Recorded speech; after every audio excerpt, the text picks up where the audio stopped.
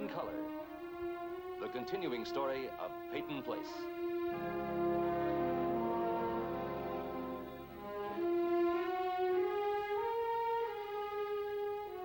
Starring Dorothy Malone as Constance Mackenzie, Ed Nelson as Michael Rossi, Ryan O'Neill as Rodney Harrington, Barbara Parkins as Betty Anderson, Tim O'Connor as Elliot Carson, Christopher Connolly as Norman Harrington, Patricia Morrow as Rita Harrington, James Douglas as Stephen Cord.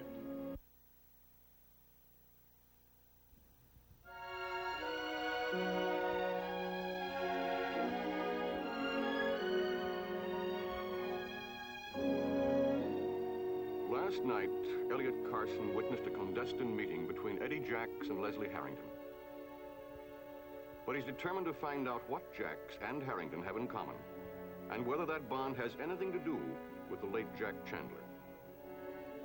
Intent on following this lead, he's unaware that others are equally involved in their own problems. Stephen Cord, for one, is fighting to hold his marriage together. Excuse me.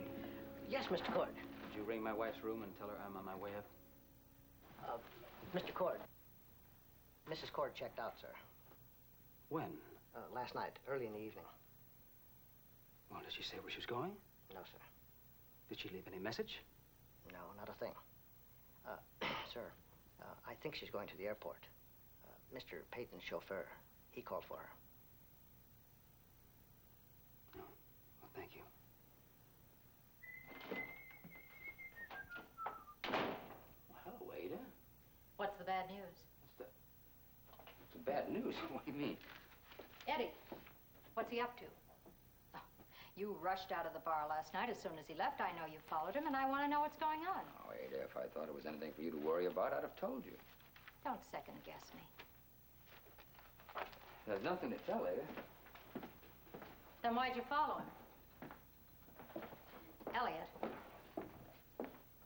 when that worm came back, you were the only guy in town who tried to find a job for him. And when I came in here telling you Eddie was bad news, you defended him. You told me you understood the problems of an ex-con, and it was you who told me to give him a job. Well, you said you were worried about him. I thought it was a good way to keep an eye on him. You're not leveling with me, and you know it. Ada, listen. Trust me. You've got nothing to worry about. Okay, forget about me. But how about Rita? Now, whatever's going on is going to hurt her, and you know it. She's already getting involved with Eddie and liking it. You know she can't afford to be upset. Look, Ada, it was really nothing at all. I followed Eddie out of the bar, and Harrington was waiting for him in the rear. Then he got into the car, and they both drove off together. And that's all there was to it. Well, I'm going to get rid of him. I'm not going to let him foul up Rita's life again. You can't force him to leave town, you know. I can see that he gets caught keeping the bar open after hours. I'll accuse him of stealing, anything. Come on. You'll only make a fool out of yourself. Eddie and Harrington haven't done anything yet. They've had dealings before. You know it, and I know it. And if I didn't know that Jack Chandler was dead, I'd think he was in it with them, too. Look, I don't have to have the roof fall in to know there's going to be trouble. Wait a minute. Chandler, I wonder if that's why Eddie came back into town when he did. What do you mean? See, Harrington told the police that the gun that Chandler used to escape with was stolen from the Payton mill. I think Harrington smuggled that gun into Chandler. Now, if Chandler told that news to his old buddy, Eddie, to a guy like Eddie, that's like the key to the city. Or the key to Harrington, anyway. I don't care why he came back. I'm going to get him out of town. I don't care how I do it. Ada, right now, let's let everything alone for a while. You're still trying to get Harrington's head, aren't you? You're going to get even with him one way or another. No, Ada, that's buried. You'll never convince me of that, Elliot. You spent too many good years of your life in jail because of him. Look, I've got to protect Rita. You're going to have to find some other way to make Harrington pay for what he did. Ada, listen to me. If I'm right, Eddie and Harrington both will be put away for a long, long time. Ada, listen. You're making a mistake. It's my daughter's life.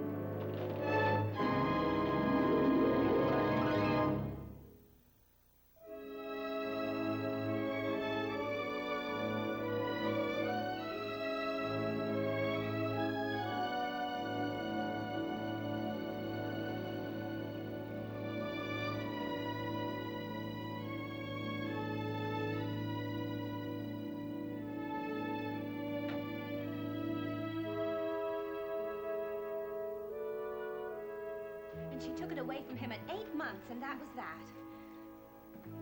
Oh, Michael, where have you been? I wanted to invite you to dinner last night. Sorry. Listen, I spent the night in Boston. Hello. Can I talk to you? Anything else I can get you? Oh, no, not today, Connie. You know, you're just a little sweetie pie, you know that? A real little Dickens. Hasn't she done a wonderful job with our Matthew, Doctor? He's the picture of health. Oh, I'll put it on your bill.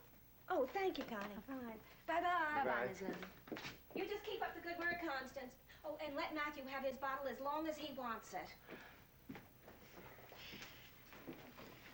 She's very upset because her daughter-in-law doesn't believe babies should have bottles after 8 months. I thought for a minute she was going to ask my opinion.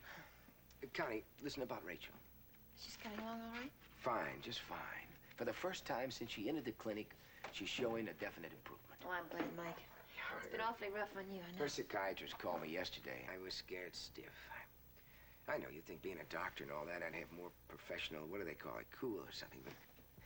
But anyway, the news is good, and there's a big improvement, and the consensus of opinion was that it would be a good time for me to go down and visit her. Connie, you wouldn't believe it. The difference is like night and day. She's Rachel again.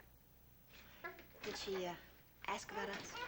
Yes, mostly about Sir Matthew over there. Did she refer to him as her baby brother? No, Connie. She's not living in this fantasy world anymore.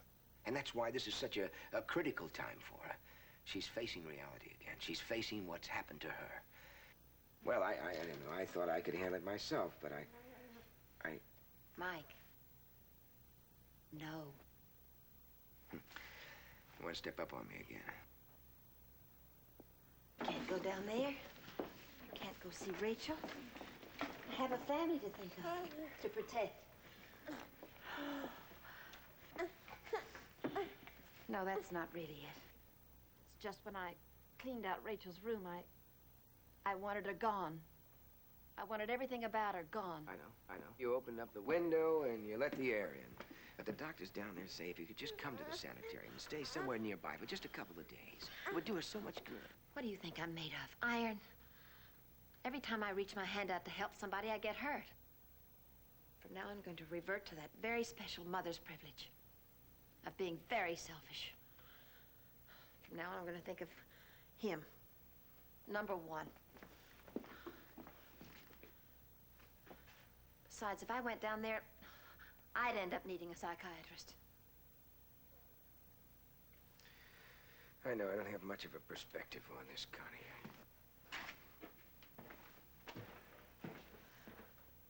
How long does the doctor think I should stay? How long, Mike?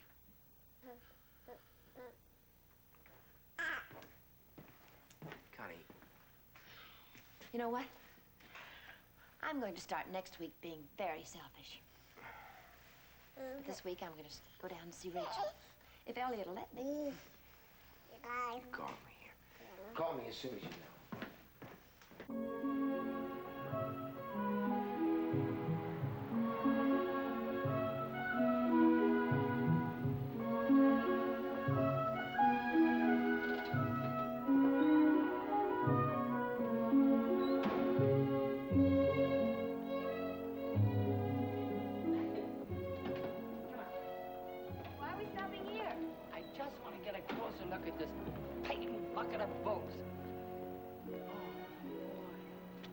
Isn't that a beauty? Look at that, look at it.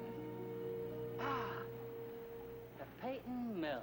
Huh? I never worked there a day in my life, and yet it's hovered over me like some kind of an albatross. What do you mean? Oh, small-town power. Someday you'll understand. When I was a kid... I know. You told yourself that one day you'd have a car as big and shiny as Martin Payton. No. You didn't. No. That's what I told myself when I was a kid. I thought everybody did.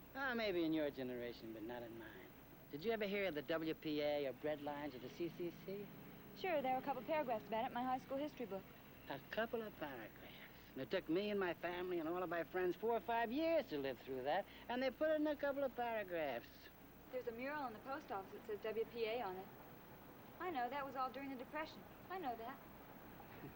What? You're beautiful. Come on, let's get in. See how it feels to you, huh? Oh, no, I don't think we should. No, it's okay, it's okay. Well, isn't this something? Look at that one. Look at all those instruments. It's okay. I'm the new, chauffeur.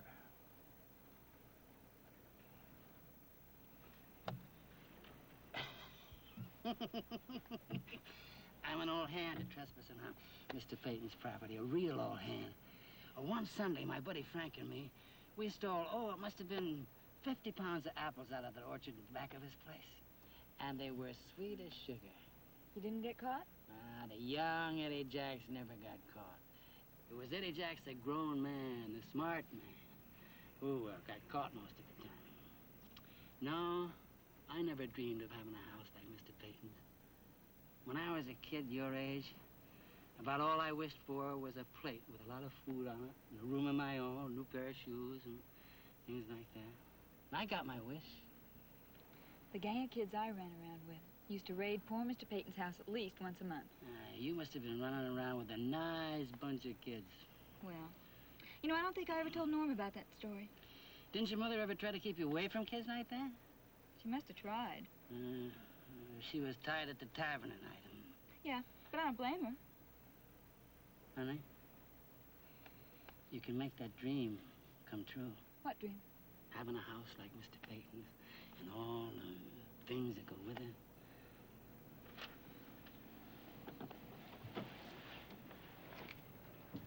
Don't try and force me into someplace where I don't belong.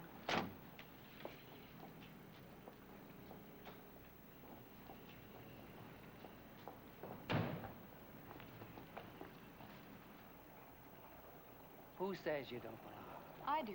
But just a minute ago, you were telling me about your dreams. Oh, sure, I dreamed about big houses and big cars, but that doesn't have anything to do with it. I don't belong up on that hill. But you're good enough, don't you understand? You're better than a whole bunch of them put together. Let's go. I think I want to go. Rita. Look, Norman doesn't want to have anything to do with his grandfather's house, money, or anything. Well, he's entitled to his opinions, and I'm entitled to mine. Oh, don't make a big thing out of this. We're very happy. And pregnant. Not to mention some problem with your heart. And he's gainfully employed, as they say, as a laborer at the mill. Honey, I've got nothing to give you. Nothing. But I can't stand by like a fool and pretend I don't know things that I know. Please, I don't want to hear any more.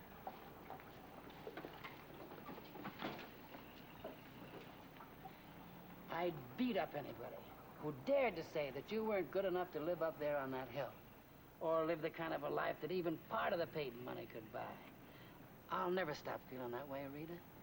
And I'll never apologize for feeling that way to anybody. Look, Norm just won't accept... But he didn't do you any favors by marrying you, don't you understand? There's no reason for you two to be playing house down there in the way you are, just because he got it in his head to be a rebel. Oh, it's a kick to be a rebel when you're single. But when you're married... Look, I don't want to hear anymore. I want to go.